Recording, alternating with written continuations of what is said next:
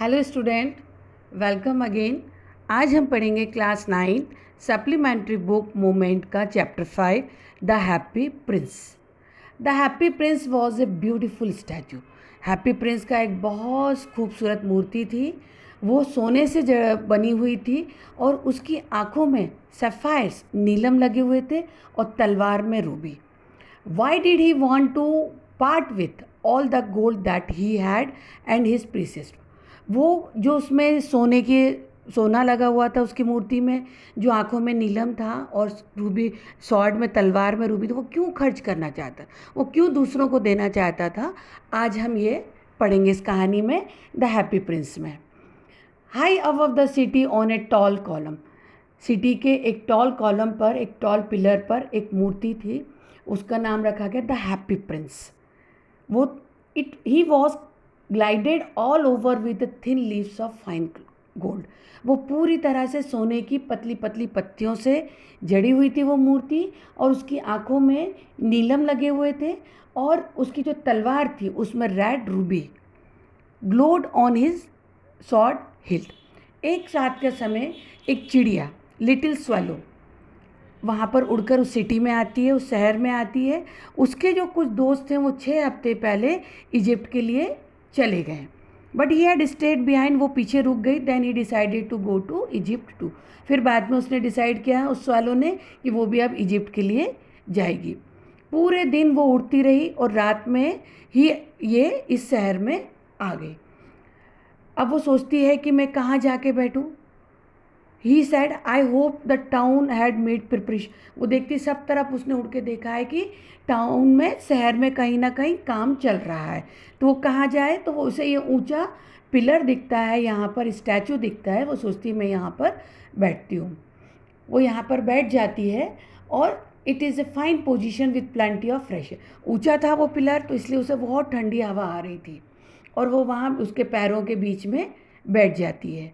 I have a golden bedroom, क्योंकि वो सोने से बना हुआ राजा का, वो राजकुमार की मूर्ति थी, तो वो कहती है it's like a golden bedroom, मेरे लिए ये सोने का बेडरूम है, बहुत सॉफ्ट है।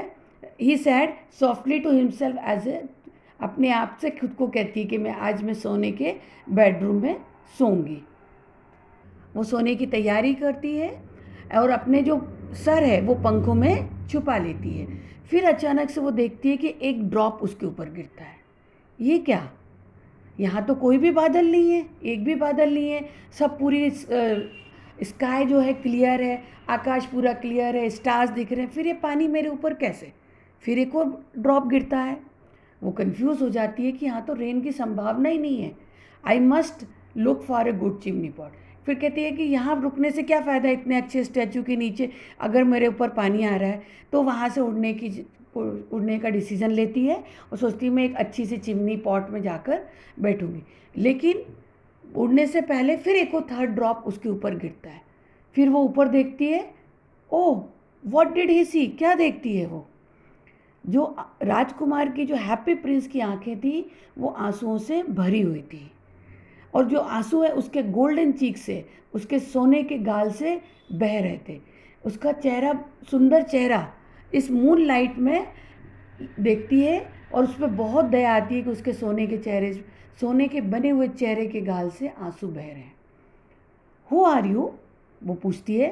वो बताता है I am the happy Prince, मैं कौन हूँ, द हैप्पी प्रिंस। तो तुम क्यों रो रहे हो, और ये तुम्हारे रोने से देखो मैं पूरी तरह से भीग गई हूँ। When I was live alive and had a human heart, जब मैं जिंदा था और ह्यूमन हार्ट था, तो I did not know what tear were, मैं नहीं जानता था कि आंसू क्या होते हैं। मेरे पैलेस में, मेरे महल में दुख कभी भी एंटर नहीं करता, कभी भी नहीं आता था। मेरे जो दरबारी थे वो मुझे कहते थे हैप्पी प्रिंस, जो हमेशा खुशी बांटता था। वो मैं वाकई में खुश था, और मैं वहाँ पे खुशी खुशी रहा, और खुशी खुशी मेरी मृत्यु हुई। लेकिन that I am dead they have set me, जब मैं मर गया तो मुझे इस ऊंचे पिलर पर उन्होंने मेरी मूर्ति बना दी। लेकिन जब मैं यहाँ से देखता हूँ तो मुझे शहर में पूरी तरह अनप्लीजेंट लोग, दुखी लोग, कष्ट में लोग दिखते हैं, और जो मेरे अंदर, ये जो मेरा सोने का पुतला बना, उसके अंदर मेरा एक शीशे का हृदय है वो, आई कैन नॉट चूज बट वो शीशे का हृदय मेरा रोता है। वो कहती है क्या वो सोने का नहीं बना है आपका हृदय? चिड़िया पूछती है। He was too polite to make any personal remark. वो कोई भी पर्सनल कमेंट करने से पहले कि पूरी मूर्ति तो सोने की और हृदय उसका शीशे, हार्ट उसका शीशे से बना है। फार अवे वो कहता है कि दूर एक जो continue the far away continued the statue in A low musical voice. वो कहता है, एक म्यूजिकल धीरे से मध्य आवाज़ में बोलता है कि दूर एक स्ट्रीट पर, little street, there was a poor house. वहाँ पर एक छोटा सा घर है, गरीब का घर है, उसकी विंडो खुली हुई है और मैं देख रहा हूँ कि एक कुर्सी पर एक वुमेन बैठी है। उसका फेस जो है, her face is thin and worn, पतला है और मुरझाया हुआ है, उसमें बहुत झुर्रियाँ हैं। ही हैज़ कोर्स, सूखा हुआ सा है, रेड हैंड है उसके, लाल हाथ है सूखे हुए से, ऑल प्रिक्ड बाय द निडल, और उसकी जो उंगलियां हैं उनमें निडल से गड्ढे गड्ढे हो गए। और वो कौन है? एक सिस्म स्ट्रेस, मतलब कि जो फीमेल टेलर होती है ना, टेलर कपड़े सिलने वाली, तो फीमेल टेलर है, उसको बोलते हैं सिस्म स्ट्रेस। वो एम्ब्रॉयडरी कर रही है फ्लावर की सैटिन के गाउन में, for the loveliest of the queen's maid of honour. Queens of maid of honour के लिए वो गाउन बना रही है प्यारा सा, जो कि वो नेक्स्ट कोर्ट वॉल में, जो नेक्स्ट फंक्शन होगा उसमें मैं पहनेगी। और साथ में वहाँ पर बिस्तर में उसका बेटा सोया हुआ है जो कि बहुत बीमार है, उसको बहुत फीवर है, और वो अपनी मदर से ऑरेंज मांग रहा है, लेकिन उसकी मदर के पास पूरा तालाब भर के आंसू हैं, वो रो रही है और उसके पास देने के लिए कुछ भी नहीं है। तो वो राजा, वो हैप्पी प्रिंस से रिक्वेस्ट क्या करता है स्वालो से, चिड़िया से, swallow swallow little swallow, will you not bring her the ruby out of my sword hilt, my feet was fasten to this pedestal and I can not move. वो जो कहता है कि मेरे इससे स्वॉर्ड से एक रूबी निकाल लो और वो जल्दी से जाके उसको दे आओ। लेकिन सॉलो बोलती है लेकिन मेरे को तो इजिप्ट जाना है, मैं इजिप्ट आने के लिए तैयार हूँ। मेरे फ्रेंड्स वहाँ पर, वहाँ नील नदी के ऊपर नीचे उड़ रहे हैं और वो talking to the large lotus flower से बात कर रहे हैं। Soon they will go to sleep, रात हो जाएगी तो वो सो जाएंगे, मुझे वहाँ जाना है। लेकिन वो कहता है, प्रिंस उससे रिक्वेस्ट करता है कि एक रात यहाँ पर रुक जाओ और मेरे मैसेंजर बन के उस बॉय के पास चले जाओ, उस लड़के के पास, वो बहुत भूखा है और वो उसकी माँ भी बहुत दुखी है। I don't think I like boys. वो कहती मुझे नहीं लगता मुझे लड़के पसंद है, मैं तो इजिप्ट जाऊंगी। लेकिन फिर रिक्वेस्ट करता है वो happy prince, so sad that the little swallow was sorry, it is very cold here he said. But वो कहती है कि नहीं, यहाँ पर बहुत ठंड है, मैं यहाँ नहीं रुक सकती, मुझे जाना है। लेकिन वो फिर आखिर में मनाने के बाद बहुत एग्री हो जाती है हैप्पी प्रिंस के लिए, वो काम करने के लिए। वो थैंक यू बोलता है प्रिंस, और द स्वेलो जल्दी से वो रूबी निकाल कर वो वहाँ से उड़ जाती है। जब वो उड़ रही थी तो वो मेन चर्च, कैथेड्रल टावर के मेन चर्च के ऊपर से उड़ती है। वे वो कि बिल्कुल वहाँ पर मार्वल एंजल्स वेयर, वहाँ पर जो स्कल्पचर बना हुआ था चर्च के ऊपर एंजल्स का, वो बना हुआ था मार्बल से। ही पासिस बाय द पैलेस, वो महल के पास से निकलती है तो वो सुनती है एक little girl came out on the balcony with her lover, अपने लवर के साथ एक ब्यूटीफुल लड़की बालकनी में खड़ी हुई है महल के। वो कहती है शायद मेरी वो ड्रेस तैयार हो गई होगी, मैं स्टेट वॉल में उस ड्रेस को पहनूंगी। वो कहती है I have ordered flower to be embroidered, मैंने एम्ब्रॉयडरी के फ्लावर बनाने के लिए बोला है। लेकिन जो सिर्फ स्ट्रेस होती हैं, जो फीमेल टेलर्स होती हैं, वो बहुत लेज़ी होती हैं, क्या मालूम अभी तक बना हुआ कि नहीं। फिर वो चिड़िया एक रिवर के ऊपर से पास होती है, वो देखती है, एक लालटेन देखती है जो कि शिप के टॉप पर लगी हुई है। और वो देखती है वहाँ से, वो और आगे बढ़ती है तो देखती है एक वुमेन हाउस दिखता है उसको, वुमेन्स का हाउस दिखता है, पुअर वुमेन का house. The boy was tossing, और लड़के को भी देखती है कि उसको बहुत फीवर हो रहा है। वुमेन काम करते करते सो गई है, वो बहुत थक गई है, और उसके वो टेबल पर, वो रूबी टेबल पर रख देता है वुमेन के थिम्बल, वो जो कैप होता है थिम्बल जो उंगलियों में लगाते हैं बुनाई करते, सिलाई करते समय, जब अपने कुछ एम्ब्रॉयडरी करते हैं तो लगाते हैं, वो उसके पास रख देती है स्वैलो, वो रूबी उसकी टेबल पर, और फिर अपने पंखों से उस लड़के के सर पर हवा करती है, तो जिससे उस बच्चे को बहुत ठंडा महसूस होता है और वो गहरी नींद में सो जाता है। देन द सैलो फिर उड़ के प्रिंस के पास वापस आ जाती है, और ये it is curious he remark, वो कहती है बहुत विचित्र मुझे लगा, strange, but I feel quite warm, अब मुझे गर्मी महसूस हो रही है, इतनी ठंडी में भी मुझे गर्मी महसूस हो रही, चिड़िया बोलती है। दैट इज़ बिकॉज, वो कहते हैं क्योंकि तुमने, राजा बोलता, प्रिंस बोलता है कि क्योंकि तुमने एक बहुत अच्छा काम किया है और अब तुम अच्छे से सो जाओगे। फिर अगले दिन होता है, वो जाके नदी में नहाती है। Tonight I go to Egypt, अब वो कहती है आज रात में मैं इजिप्ट के लिए चली जाऊंगी। He was in high spirit to the, है कि उसकी संभावना रहती कि आज वो चली जाएगी।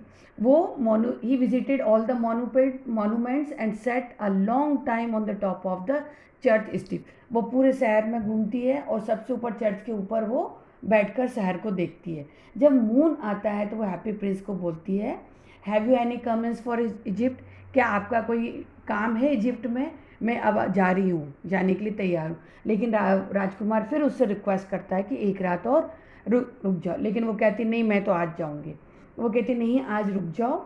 बहुत दूर पर सिटी में एक यंग मैन है, वो गैरेट में रहता है। गैरेट क्या होता है, एक स्मॉल रूम होता है रूफ़ के ऊपर, मकान होता है उसके ऊपर जो रूफ़ होता है उस पर एक छोटा कमरा बना रहता है, उसको गैरेट बोलते हैं। वहाँ पर वो झुका हुआ सा एक टेबल पे पेपर पर कुछ लिख रहा है। In the glass by his side, और एक ग्लास में bunch of withered violet flowers हैं, मुरझाए हुए ब्लू पर्पल फ्लावर्स हैं। उसके हेयर ब्राउन है और क्रिस्पी हैं, कड़क हैं, और ब्राउन ब्राउन से उसके बाल हैं। उसकी आंखें बिल्कुल, उसके जो लिप्स हैं वो अनार की तरह लाल हैं। ही हैज़ ए लार्ज, उसकी आंखें बहुत सपने देखती हैं। वो कोशिश कर रहा है कि एक प्ले को एंड कर सके, वो एक प्ले लिख रहा है, और director play finish a play for the director of the theatre, वो डायरेक्टर ऑफ द थिएटर के लिए एक प्ले राइट कर रहा है, वो चाहता है जल्दी से फिनिश हो जाए, लेकिन बहुत ठंड है, वो भूखा भी है, अंगीठी भी नहीं जल रही है वहाँ पर, तो और उसे भूख के कारण चक्कर भी आ रहे हैं, तो वो ये नहीं लिख पा रहा है। तो आप, वो रिक्वेस्ट करता है स्वालो से कि एक रात के लिए रुक जाओ, और ये who really had a good heart, he asked if he should take another ruby, कि मेरा एक और रूबी उसको वहाँ पर दे आओ। लेकिन वो कहती आपके पास अब रूबी नहीं है, मैं क्या दे के आऊँगी। तो वो कहती रूबी नहीं है तो कोई नहीं है, कोई बात नहीं, मेरी आँख से एक सैफायर्स ले लो। ये जो सफ़ायर्स, ये जो नीलम मेरे आँखों में लगे हैं, हज़ारों साल पहले इंडिया से लाए गए थे, तुम इसे निकाल लो और ये जाकर उस प्ले राइटर को दे दो।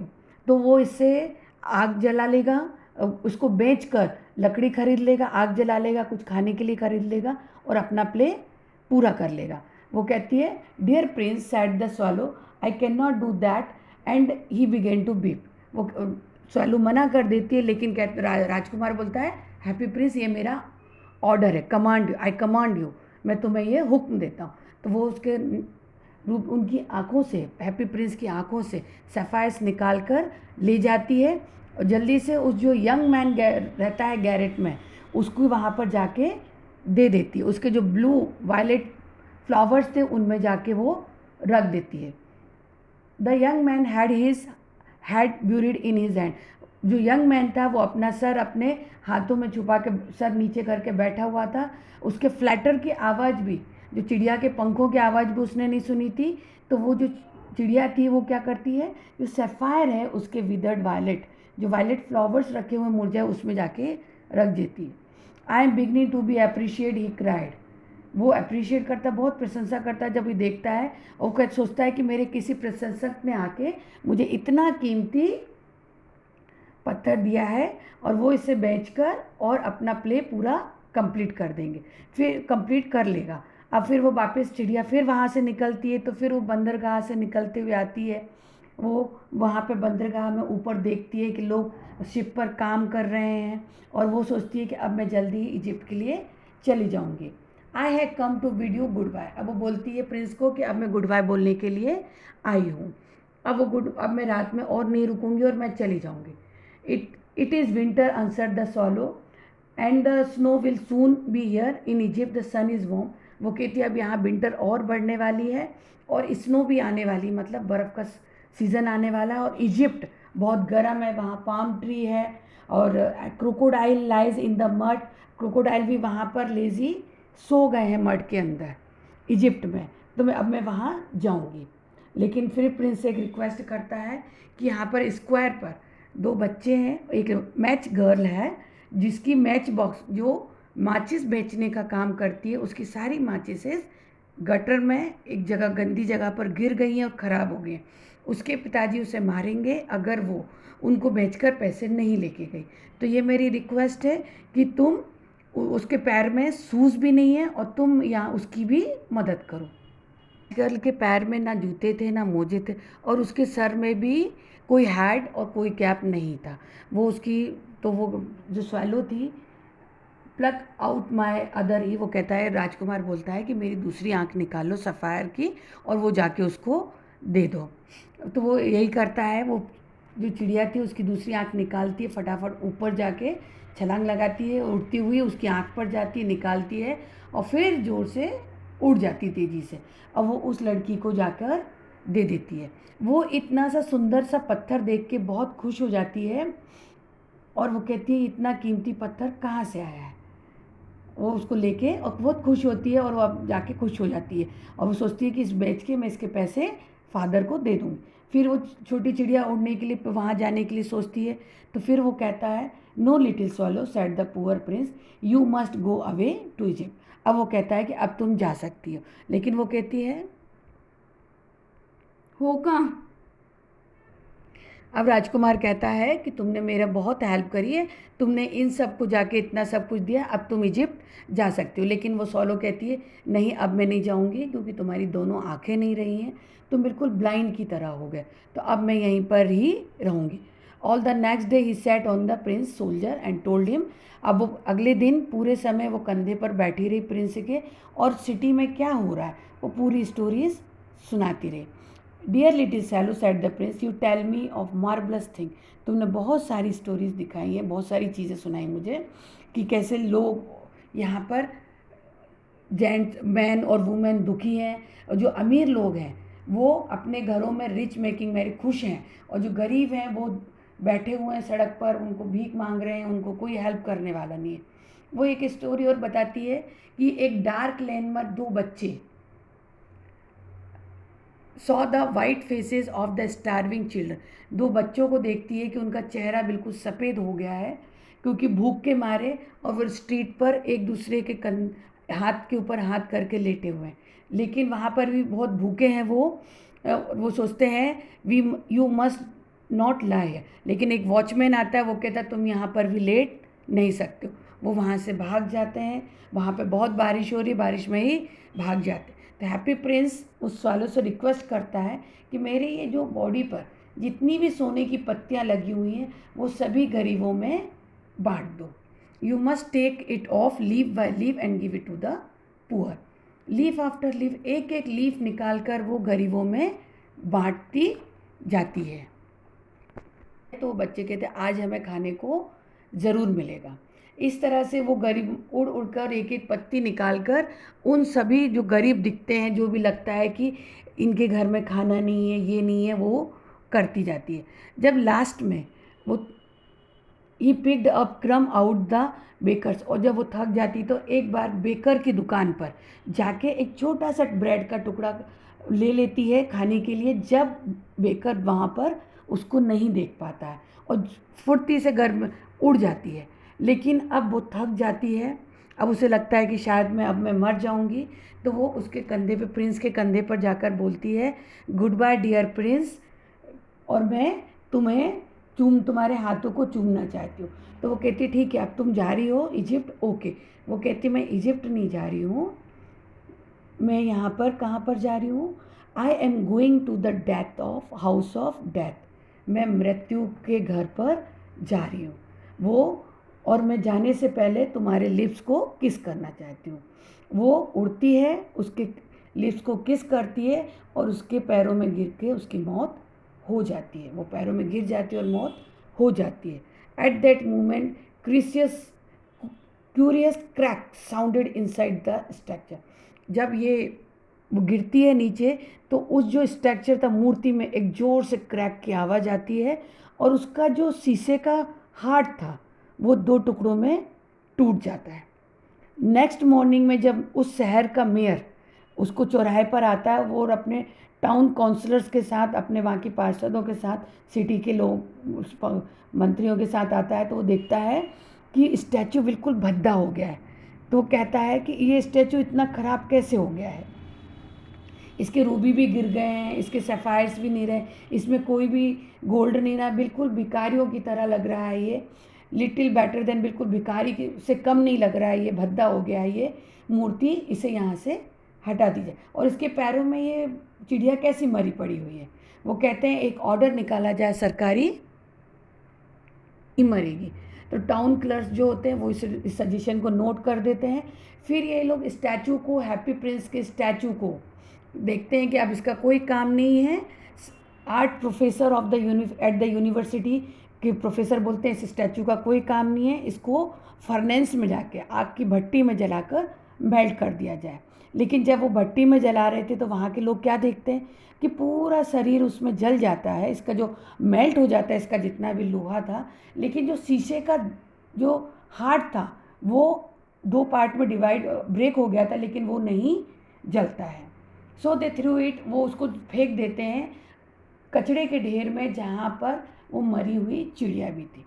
तो ये देखकर वो भगवान गॉड क्या बोलते हैं, bring me the 2 precious thing in the city. शहर से मुझे 2 चीज़ें मिली हैं जो मेरी एंजल्स लेकर आए हैं।